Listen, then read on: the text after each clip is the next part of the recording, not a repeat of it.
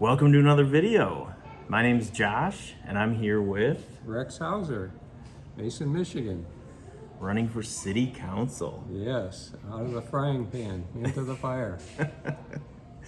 How long have you lived in Mason? 36 years. Wow. Yeah. I'm 38, so that's Okay. that's over my lifetime, Old enough. or almost. We could have parented you. So everybody's kind of wondering with everybody, why are you running for this office in this now? Yeah. Well, I've been attending city council meetings for a few weeks, and they're every other week. And the public comments were, I thought, often helpful. The main concerns of mostly township residents were very concerning. There was some very heartfelt research that was going in, and it didn't look like things were getting answered well, even though I've studied city council and I've worked through some issues actually at city council when we first were here in the 90s. Oh, really? Yeah, and so I have a sense of how the process works, and I found that people really weren't understanding the process and understanding why city council proceeds, and it might look like they're stonewalling or hiding things, and a lot of that is just process. And I wanted to kind of counter the conspiracy and insult vein of things, and I thought this has got to have some peacemaking, some conciliation going on. And I'm anti-data center, yet I don't want kind of meddling from outside, and that's happened a lot. And now you see it in the funding for the huge billboards out on Cedar Street supporting 4 candidates as if they're the only anti-data people, and they're not. And so I haven't been invited to speak, for example, at the last rally, which I don't appreciate. But that was, set up to kind of, let's support the candidates, who won't speak out against kind of degrading. There's actually, some degrading of human beings that's going on. And I've spoken up very clearly that we do not need to degrade our city officials or our city manager. Deb Stewart is actually doing quite an excellent job, and I know that'll be used against me. I expect that, but I've watched her for years, and I attend Optimus, supporting the youth of this community, and all the people who support the youth of the community. And we're a pretty neutral group. We have, I think, the best programs possible for keeping tabs on police department or fire department. We have wonderful updates, and Deb Stewart has been part of that. We're very fortunate to have some upright people here, and we don't need doxing and kind of stuff that goes on in the murky areas of the internet or of PAC funding, frankly. That's an interesting perspective that you mentioned, how there's processes that need to be followed and stuff, and sometimes if you don't understand that, it does look like stalling or they're hiding something. Right. You mentioned in the '90s you worked through. What was going on in the '90s that you Well, had to? we had a neighborhood conflict with a building that was owned by somebody on city council. And Oh, yeah, we had 6 kids, 4 years or younger, and we had some concerns like, how is this going to work for kids, like come closing time at a bar across the alleyway? yeah. And so we worked things out. We had to take things to court. Eventually, there was agreement. We didn't need parking past, it was a city lot there at the corner of Park Street and the alley where we live. Okay. Did not need past 12 o'clock parking, so that was banned. That was pretty much, a recognition, so at least, there was a notice given that we were going to defend our neighborhood. And, it was kind of a stink at the time, but I think it worked out pretty well. Yeah. That's cool. Uh-huh. The town budget here is pretty tight. What are some of your top spending priorities?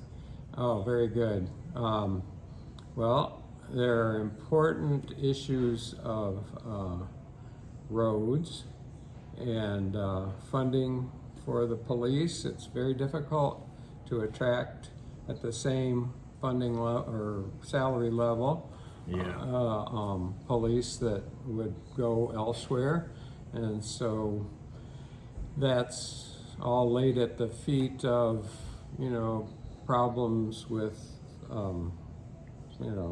city management of the police. And I don't know, I'd withhold judgment on that, but definitely there's a question of equal pay with different jurisdictions around. I think Lansing itself easily pay more, and so we have to compete. And I'm very concerned about, let's say, like I said, the streets. I think we've had pretty good street maintenance, and Yeah.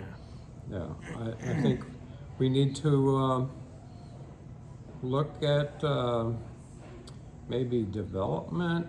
I would like to go beyond what the current budget is, and that would be controversial, I'm sure, but I don't think that without development of our human potential that we establish the businesses, the kind of housing that we need, a lot of aspects that could be worked on.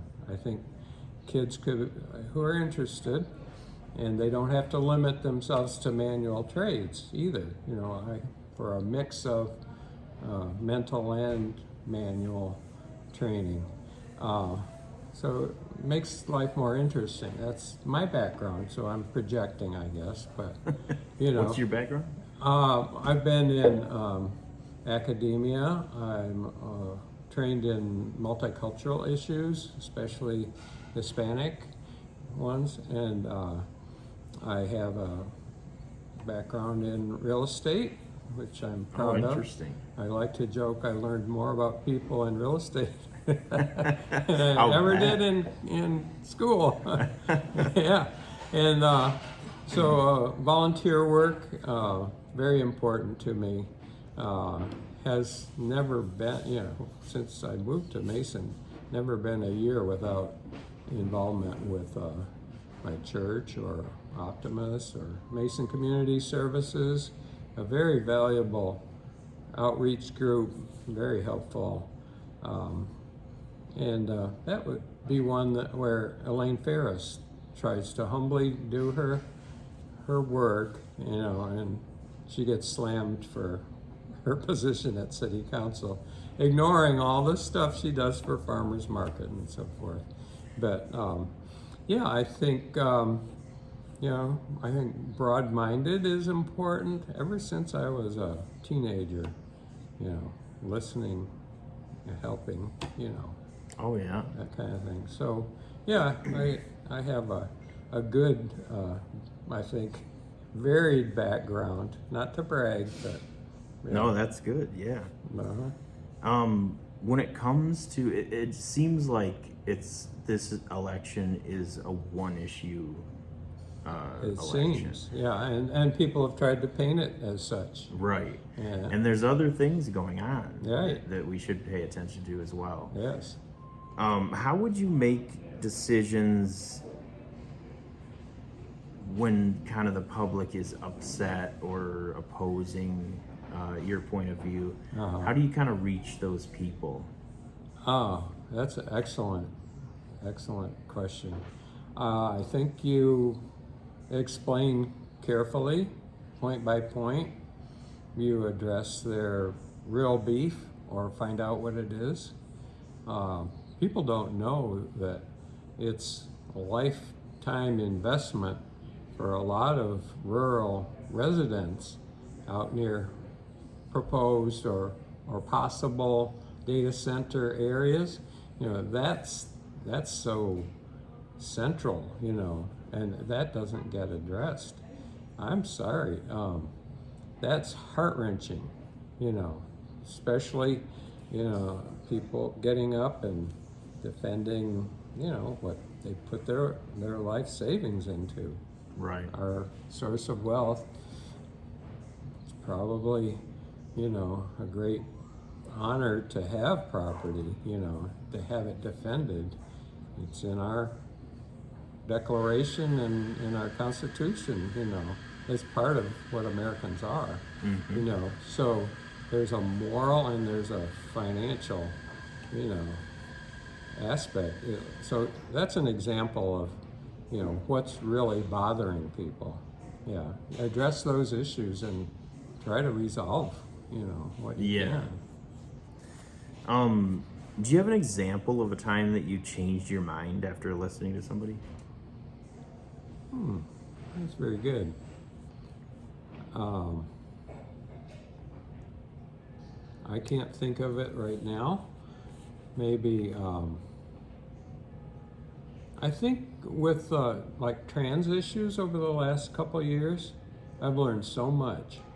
And it's really kind of a tiny minority of, or so-called minority of people who would, be in that category, although it's highly individual, Oh yeah. Get people out of their, get government out of people's bedrooms, for goodness sakes, and so, yeah, I think I've changed a lot on that, but it's something I didn't know that much about. There you go. Yeah. How would you encourage younger people to want to get involved in not only local government, like elected type things, but even commissions and things you're pointed to, even volunteer work, because there's a lot of stuff around here to do. How would you kind of get this next generation involved? We would have people like you spreading the word. A lot of it's stories, What are the wonderful stories? How do things come together for good projects? Get the stories out there and then, address, go to the high schools, for example, and address things and see what, kids can do. We have perhaps 20, 25 applicants for scholarships. And almost all of them at Optimus, for example. But there are plenty of other FFA and Mike O'Malley Award and all these different opportunities. Why not, apply for a scholarship? I think we need to go to have an assembly, get the word out. That's a cool idea. Yeah. We've got to keep, the best of Mason culture, and there's a lot, Those FFA kids are just tremendous. Yeah. Yeah. When it comes to kind of the townships and our neighbors outside of Mason, how should we work with them and kind of include them even though they're technically not represented by our city council? Right, yeah. Well, there are master plans and so forth. There are joint agreements. I think there are 425, which would share revenue, that kind of legislation that Vive's been involved with. And so we need to review those things, make it real clear, and what could, have some discussion. We need more town halls. We don't need one side, bashing and another side defending. That's not all that's going on at city council, but that's, we need some outside neutral people. Yeah. You would be a great host. Yeah, not to flatter you, but you would keep your cool and preserve decorum. And we need more town halls. I don't know, at the museum or at a local auditorium, because I think it would be bigger than the museum space, which is about 100 people. Yeah, we're working on something. Great. I think it'll be pretty cool. I don't want no spoilers, but nice. Oh, that's wonderful. You spoke in the city council public comments about more open communication. Right. What specifically bothered you about the change with the public comment policy, and how would you shape a better policy? Well, you have to watch your, we're family here. You don't have to call, the body, or you're not of the body. Let's not use abstract language, that brings titters, I'm sorry. And so I've advised at city council, how we might just treat somebody as if, they're a friend, or, how do people want to be called was the center of that. That's what I was saying, yeah. Yeah. How, ask them, on the sheets, if they sign in, how do they, what do they, who are they? You learn more that way. Yeah. Yeah. And then when you spoke in January, you voiced concerns with the recall process. Mm-hmm. We have a recall for Councilwoman Ferris at the time. Yes. Or coming up in November ballot. Right. What did you mean then, and where do you stand on recalls as a tool for accountability? Oh, I love this topic. Yeah. I think when we use recall as kind of an anger vent, then we're, just, blaming. It can quickly cascade into a constant, it could be the French Revolution, which was not as effective as ours, Right. We were a little more laid back, and we didn't have the as much class distinction to deal with, although we still have a lot, Yeah. And that's been clear at public comments, there's a lot of class resentment, whether we call it that or not. But so we have if we have this cyclical French Revolution of, and people do feel there's pitchforks and torches being raised. That's not good, Elaine is just, kind of a lamb that somebody identified, like we could target her, and the mayor was targeted, but the language wasn't right, and I think it's just a really bad precedent, and it really scares away anybody especially youth, from participating in the democratic process. Yeah, that's a big one. Yep. The city manager Stewart said no tax abatement, but the revenue could cut millage to 10 mills and pay off City Hall in 4 years. Mm-hmm. Councilmember Schaefer calls it manna from heaven or a fantasy. Yeah, that was interesting. Yeah, we laughed about that. Yeah. How do you evaluate a financial projection with no developer name and no signed agreement?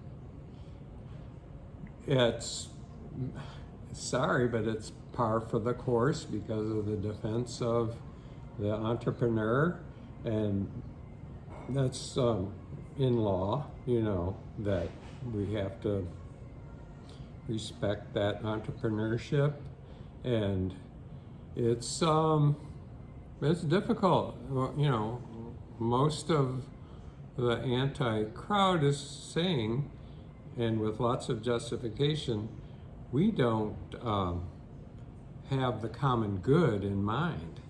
You know, if we just let the entrepreneur take precedence over all the rest of us. So the common good would be the issues of, energy costs, pollution, air, water, soil, anything that would affect noise pollution.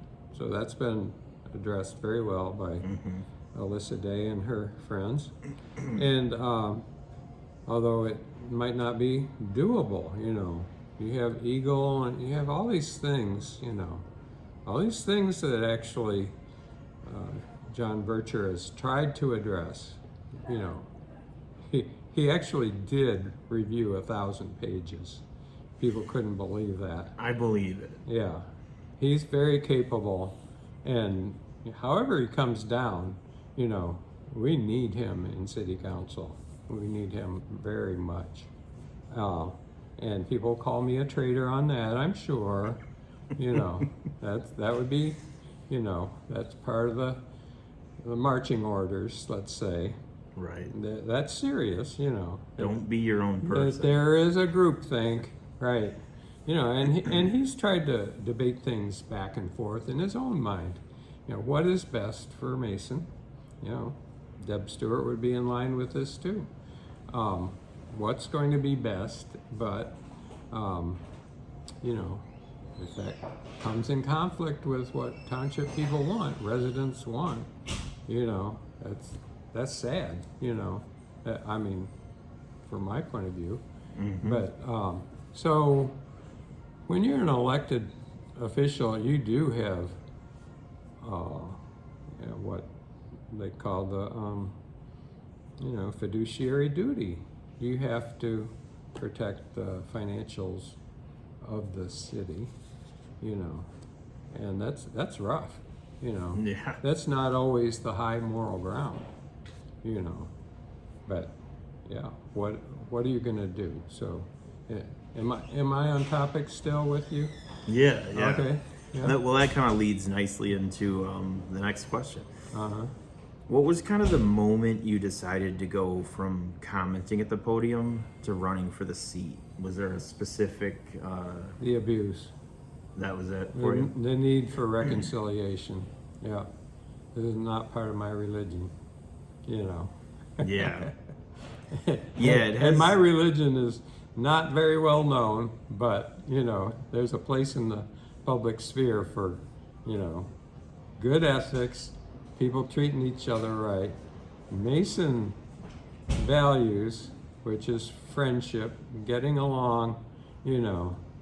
People have no idea how much our kids are remarked, like if they go into a McDonald's when they're on a sports road trip, how much people really like, you know, what Mason produces, which is good kids.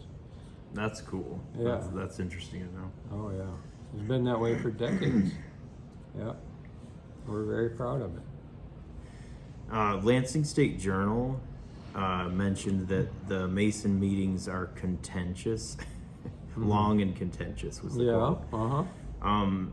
How do you handle a room where half the town is angry and it's sort of the pitchforks that you were talking about? But you have to make a decision anyway. Right. You could say that Mason City voters are, just kind of newer to this whole process than the township voters in general, and so I'm glad you say Mason Town because that has a historical precedent. Towns were like a group where you had common ground. Your sheep grazed together and you put up with each other, and you had problems with the pigs and you talked it out with each other. But a township was the basis, New England settlement here. People came from mostly Western New York, 1830s, and their background was behind New York, New England, consensus building, kind of things that led to the militias, so people defending their towns. Mason was a town because it was very small. That doesn't mean that we haven't advanced, but we don't need to overcome our history either. Town and country were together and should be, because look at the civic groups, packed with people who live in 48854, all over this huge area, school district, all of that is town and country, And then we have the legal issues which separate us, so we need to work more for keeping us together as a people. Yeah, that's good. I saw a headline just today that a teacher was arrested in Kansas after clapping for an anti-data center speaker at a I don't know if it was a town hall or a city council exactly, but at the commissioner's request, 4 officers handcuffed him and dragged him out of the meeting. That seems extreme, but how do we balance keeping things in order and kind of keeping people calm down where they're not interrupting or shouting at people? Is that more the public's responsibility, or does that kind of fall on the... That's a great question, and you should be a judge to decide that. Yeah. That's okay, I think the council has been understanding and has let people vent. And then, I agree. And then when the council is deliberating, very quickly, to my point of view, and you don't always know, you don't have a translator for what's going on, or maybe I'm a little slow. But, no. Well, thank you. I must have been fishing for a compliment. People there might be a few people tittering, and still trying to push their case and that kind of thing. So, yeah, I haven't seen the need for police intervention. It's difficult when somebody's, open carrying and ballyhooing to the audience, and like directing remarks at an official of our government. Yeah. I'm looking and I'm thinking, well, this might be a nonviolent civilian action that I might just have to use my body weight and flatten the guy. I'm serious. It got so heated at one point. But it's very difficult to know. I think you would have to have like an objective group deciding that kind of thing. I don't know. Yeah.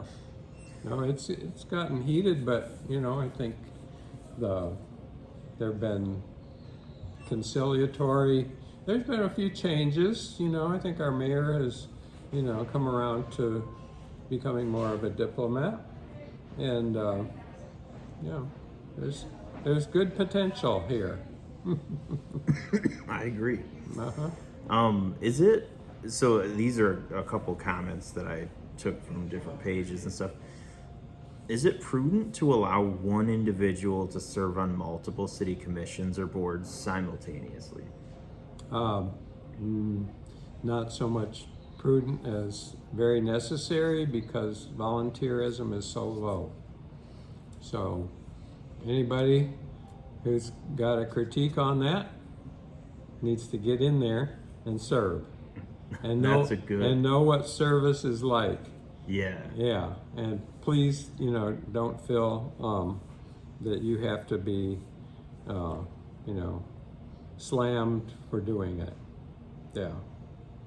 Yeah, it's always seems like it's a few people Right. doing everything. Right. That's part of our culture here. Yeah. And Kelly, last night in the interview, kind of mentioned the same thing, where Right. it seems like it's kind of the same few people, Right. almost doing all this volunteer work. Yes. Yep. That needs to change. It goes back to your question about getting young people interested. Yeah. So we need to form an encouraging cadre of Kellys and Johns and other young people. Yeah. Get people into the democracy. Yep. I think even when it comes to even volunteering or serving, our government is structured where it's ruled by the people. So even if you're not necessarily volunteering or getting elected to a board or Right. city council, just showing up to the meetings or Right. voicing your opinion, how do we get people to even participate in a way where all you have to do is show up and listen? Yeah. We need some media influencers. Putting a lot on my shoulders. No, not you necessarily, but get somebody like Sean over here at the Daily Scoop to do a podcast, maybe with help. If he doesn't handle the tech very well, he has a record of showing up and being supportive, understanding, going, wait a minute, and so. Yeah, I feel like he's sort of when you're talking about just kind of turning the temperature down a little bit. Right. That's definitely something he hits on a lot. Right. And his witness, among many, has been, we need to help each other out. I think if we had started this thing, and I didn't get involved until January, I think, because you don't hear about everything, the open house to go look at the plans, which were November last year or December. Yeah, I believe it's so even if you're highly involved and know, a lot that's going on, you don't necessarily hear everything, and don't get involved immediately, but as soon as you can do something, do it. What's your position on new housing or commercial development versus preserving farmland and open space? I know you kind of mentioned housing earlier. Yeah, I was part of kind of a movement in the 90s which looked at preserving green space around cities. It came into reality in Ann Arbor area, but a lot had happened in Maryland, for example, and there were books written about it, and very interesting, like how do you support farmers to the point where they can keep the family farm? And this would require new outlooks. How do you get people to help share the ownership and the wealth, generational wealth and the work. How do you train people for the work where the land can be more valuable? I think this could tie in really well with more of a farm market, a permanent thing. Yeah. Um, I'd like to see that. yeah, I think there's a great potential. Organics, all of the types of eating that are changing. Very importantly, I'm facing diabetes too if I don't keep my diet strict, keep the sugar, white flour, and white rice out. I could go blind. Wow. Yeah. And, Basically, if it tastes good, you can't have it. right. Well, and we're all, our brains and our stomach connection, we're all, no offense to anybody who loves their food. You don't want to get in between people and their food. That's like the last thing you want to get elected. But, with whole grains, I'm healthier, I'm clearer, I sound like, I'm preaching the culinary whatever, But we have to look in our businesses, and it's, I think, potentially a gold mine for any business person who wants to, make a better muffin for people with different needs. It's not all gluten-free is for everybody. That's not it. Diabetes affects, a huge percentage of the population. I think Massive, half yeah. the country is going to be facing diabetes too. You look at the rows in the box stores, and just processed, yummy, taste buds and continual addiction. Yeah. Food addiction. Yeah. Yeah. Yeah. Yeah. I think being conscious of health and the processed foods and stuff is really important. Gut health is huge. Right. And it would be cool to see a bigger farmers market. Right. I wish it was bigger. I try to go to that, but Yeah. it's always, Yeah. It's hard to find farmers now. yeah. We're aging out our farmers and stuff. One thing that's kind of interesting about the topic of farmers is the people that are potentially in talks to sell their farmland to a data center developer. It seems like we should be, if we don't want them to sell, it seems like we should be more kind to them instead of treating them though. I mean, the stuff I've seen online is awful to these people, and I would not blame them if they sold their land to a data center and moved to Florida. And that just hardens the resolve to get out. Right. Why would we want to push them and out? make out, Right. You're right. Yeah, it just doesn't make sense to me. If you want to convince somebody over to your side. A cycle of victimization, We can't trade being victims. That's not good. No. Yeah. Now you said you are anti-data center. Yeah, I don't trust them. I don't see that corporations clean up after themselves, nor are they required in our culture. Our political culture does not require. They can go bankrupt and, the world be darned, right? That's what happens. It's not right. Yeah. We need to challenge right here in River City all of the ways that we've gotten to this point. How do we get here? We have to look at the history. It's serious,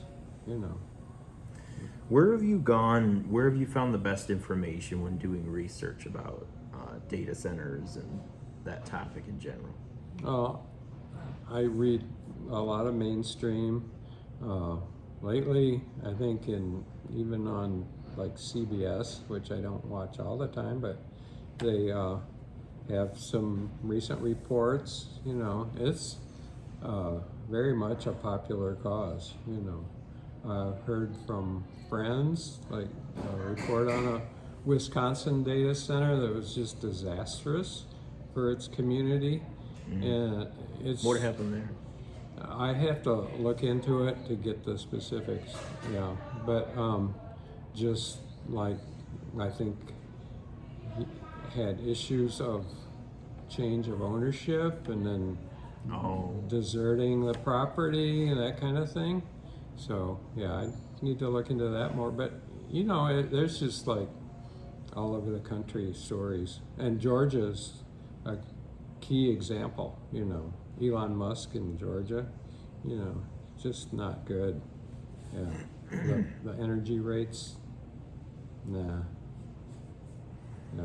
So I was, you know, alerted maybe a year ago in Time magazine, which was kind of trying to push an elite, you know, like we need this for development of the country, that kind of thing. Okay. And then it had some caveats, you know, warnings about, and so I thought, this Maybe is, look into this is not all good, no.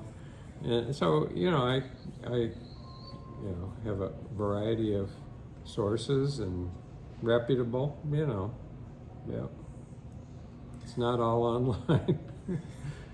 Well, the unique thing about trying to Google stuff is the algorithm kind of favors because of, you know, Right, just it's by nature self-supporting. of Right, yeah. Uh-huh. So it's interesting. Yeah, Yeah, it's yeah. out there. You just have to kind of look for it. Right, yeah. Good questions.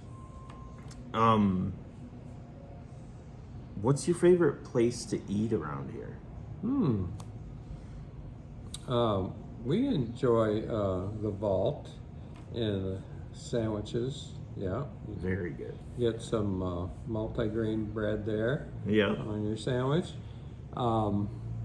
We like Los Tres because we both have, you know, very rich Hispanic, you know, interface through our careers in teaching.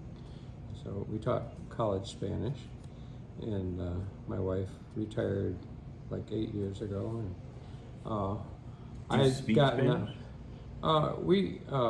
we're pretty good, and we can work on it wherever we go and get around and feel very at home. You know, That's cool. We have lots of Spanish-speaking friends. Yep. Yeah, we love the Hispanic world, and it's, you know, been given a bad rap, been misrepresented. Yeah, I have some personal friends as well Uh-huh. that are Hispanic. Yeah. Right. Yeah. If you were given a magic wand to change anything in Mason, Uh-huh. would you change something, and what would that be? I would like want it to be even more committed to the arts than it is. I'd like to see theater flourishing, That would be cool. and I'd like to see kids given more opportunity.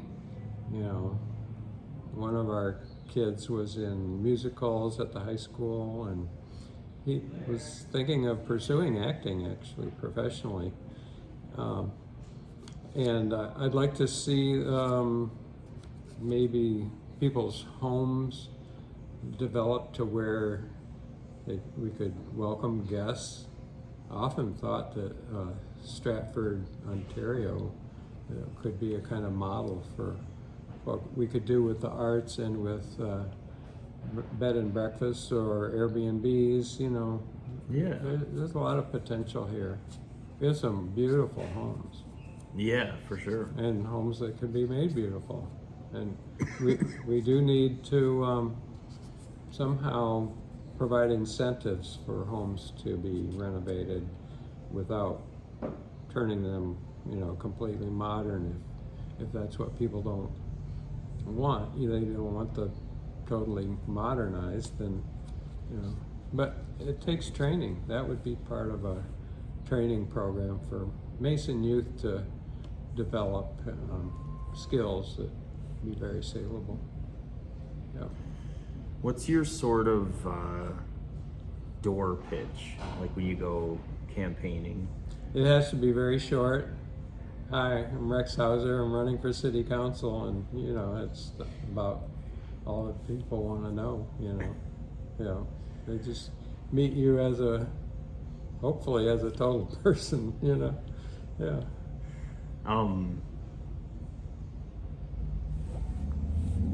Do you engage with? I know social media, so for some reason, brings out the worst in people. It seems like. Right. That's probably why I'm not there much.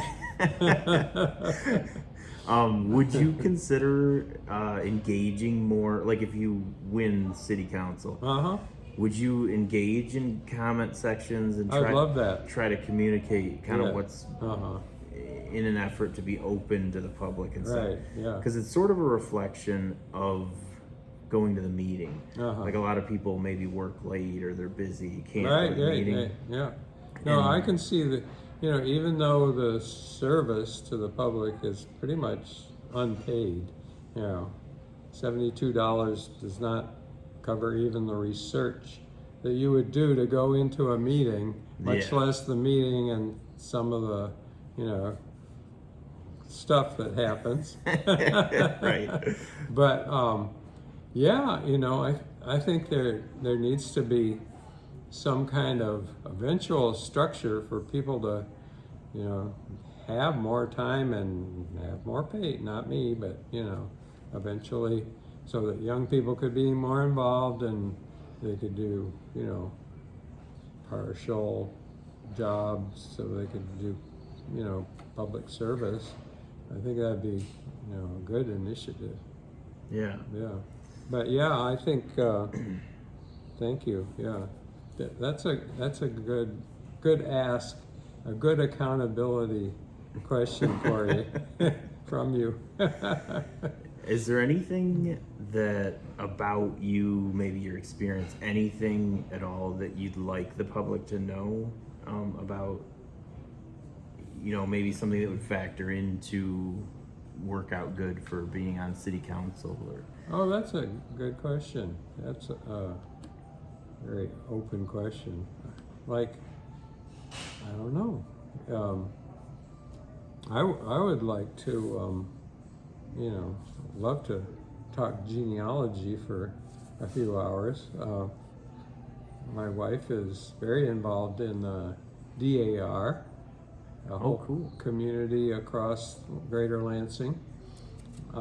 They did the reading of the Declaration on July 8th. Very good. Very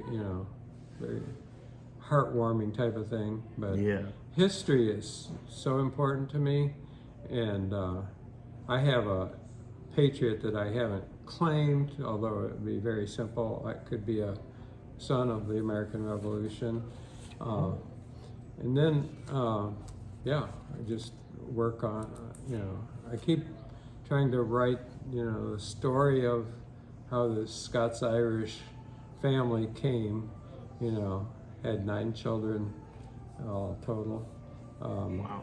and landed in the certain vortexes of our history, like the Revolution, like anti-slavery, and building schools and churches, and like revival, like we've never seen it or known it, so raising up the whole state of Kentucky to a different level.